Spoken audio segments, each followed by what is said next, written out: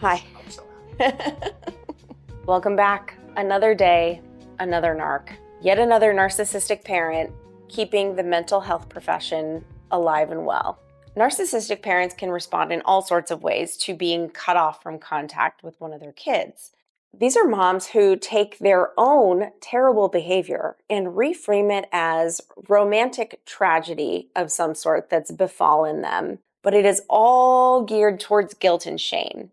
And we do a very good job of convincing ourselves that it wasn't all bad. By and large, the time that was spent with a narcissist is not going to be joyous or fulfilling.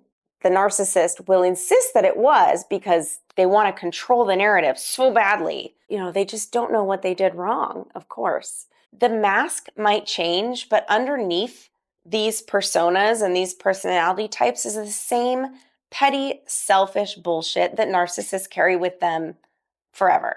It's just another shade of lipstick on a very ugly pig in my mind. And the shade of this might be called self-pity. And it's not very attractive. Cue the violins and let's get rolling. So this woman posted and said, rate my mom's apology email. I give it a 7 out of 10 for comedic effect. I was cracking up. In all seriousness, my grandmother, who I'm very close with, doesn't understand why I won't accept this apology and thinks that I should meet my mom halfway.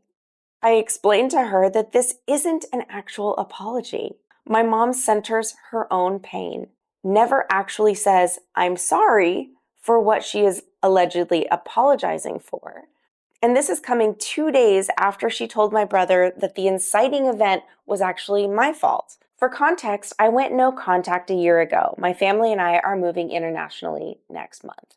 So this mother says, so I had a conversation with a mutual family member, and it got me thinking about you, as I do daily. Yes, every single day. A part of my heart is broken and can only begin to heal by you four accepting, well, maybe that's expecting too much. How about you four entertaining the idea of accepting my apology for my part, my actions that led to where we are today?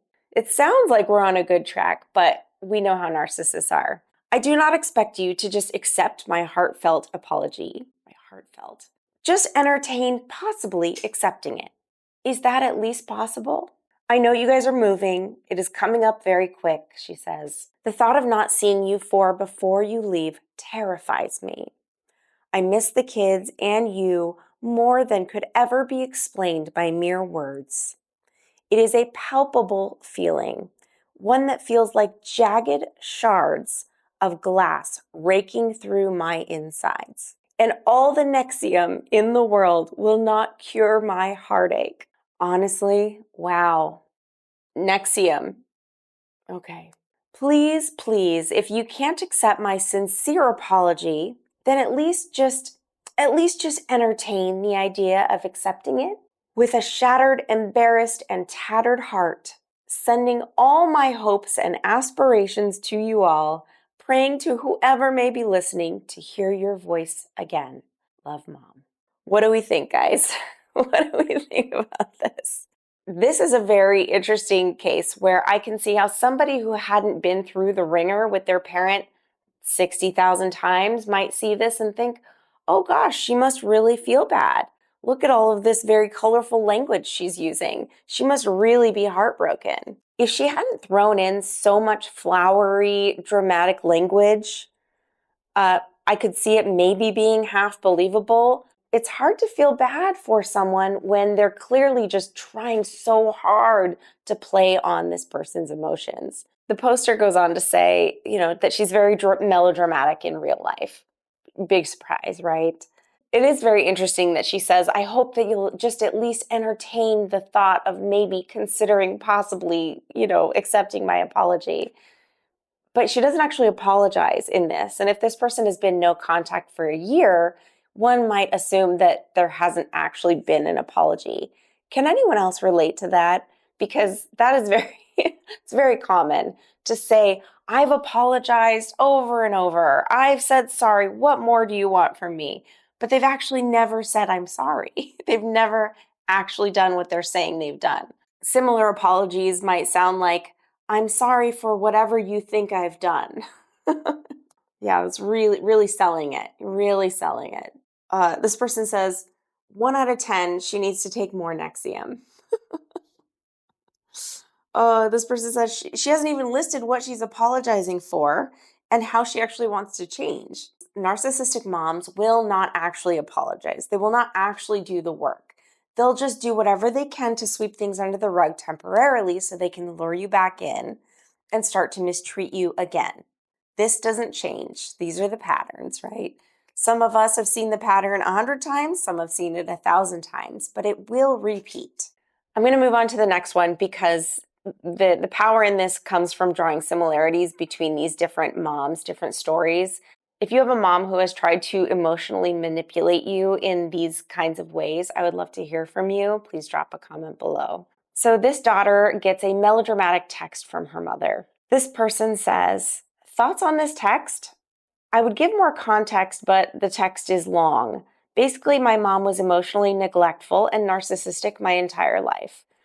And I finally cut her off in December after trying to set boundaries. Gray rocking and talking to her did not work. Last thing she said was she never wanted to talk to me again. And then she called me back literally 1 minute later saying, let's just forget about it. And that's when I finally let go of, I'm guessing, her desire to maintain contact. So here's the text. Hi, it's Mama. I've been wanting to reach out to you, but didn't want to upset you. My birthday is this month. I turn 58. I have never stopped thinking about you. You are on my mind morning and night. I thought about how I can't go on like this any longer in my life or heart.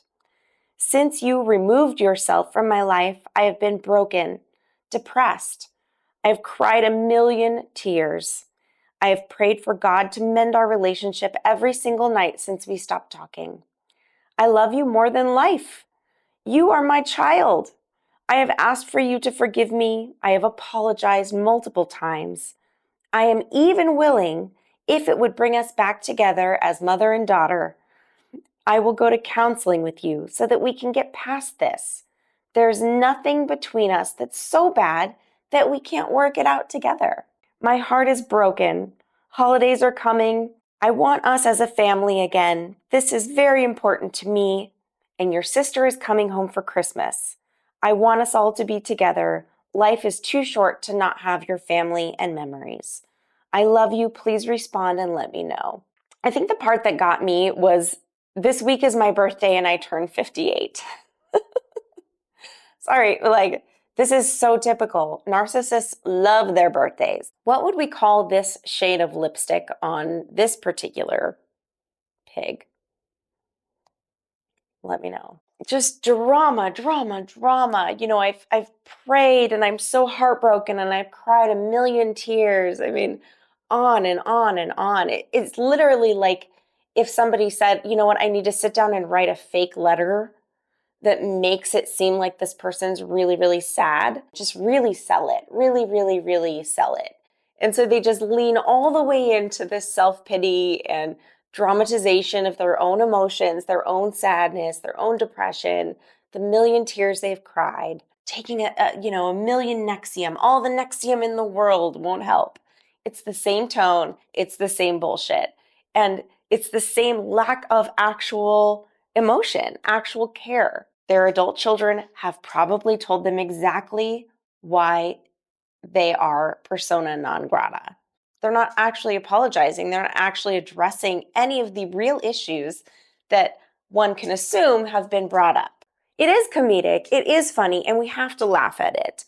And of course, I would not actually laugh if I thought these parents gave a shit about what they were saying, but they don't.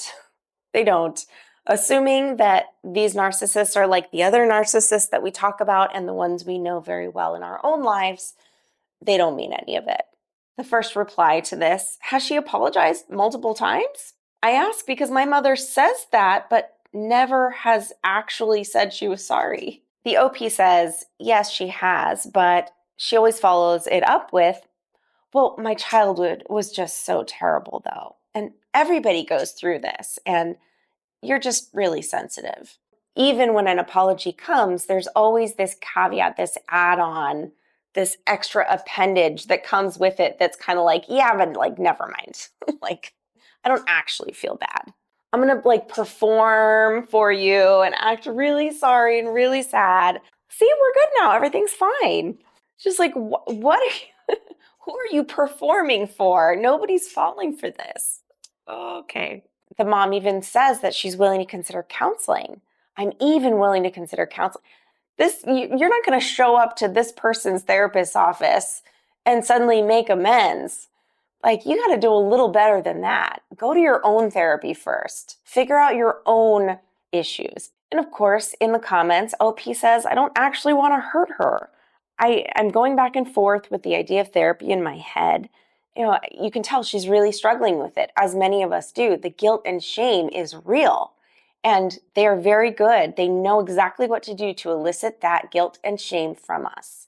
It's very bold of her to say that there's nothing that is so bad that it can keep them from mending this relationship when, yeah, but you're the problem. So yes, clearly she's just walking all over an actual past. There is actual history here and actual context, Mom, that you are completely ignoring. It's so easy to say there's nothing that's so bad that we can't. I mean, if you're the problem, like doing the math in my head, no, you don't get to actually say that. You don't get to claim that at all. That is the most ignorant, selfish thing you can say in a conversation with a no contact child. It just basically negates all of her daughter's feelings and says, well, whatever you're so upset about really can't be that bad. But obviously it is. I love that she tries to play on the whole, we have so many shared memories, our family memories.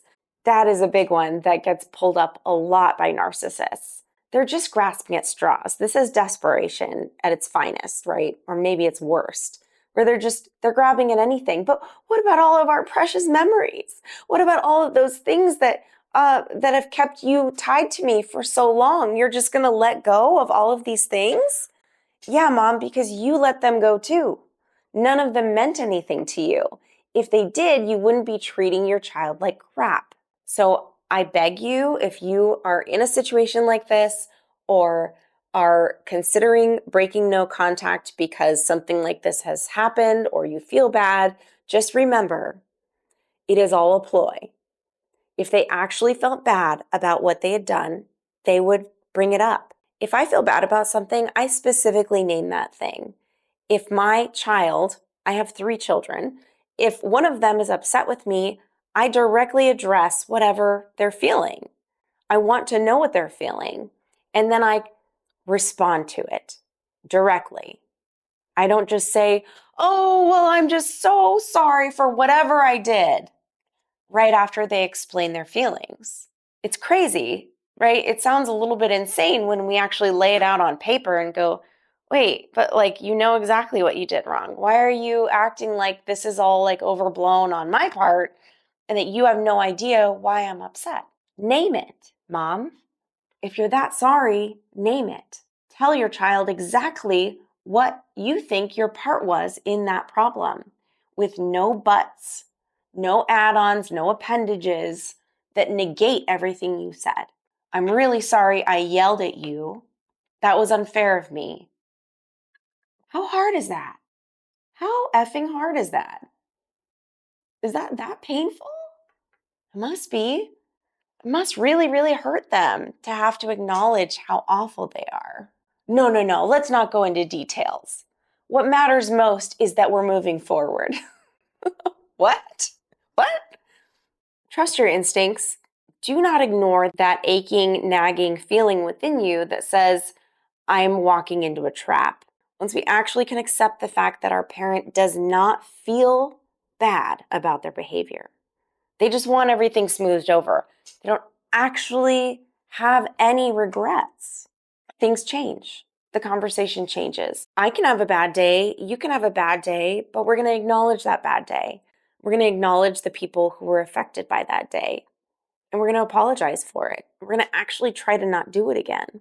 But these moms, no, it's just performance. It's all performance. And it's all just to suck you back into their web so that they can drain you all over again.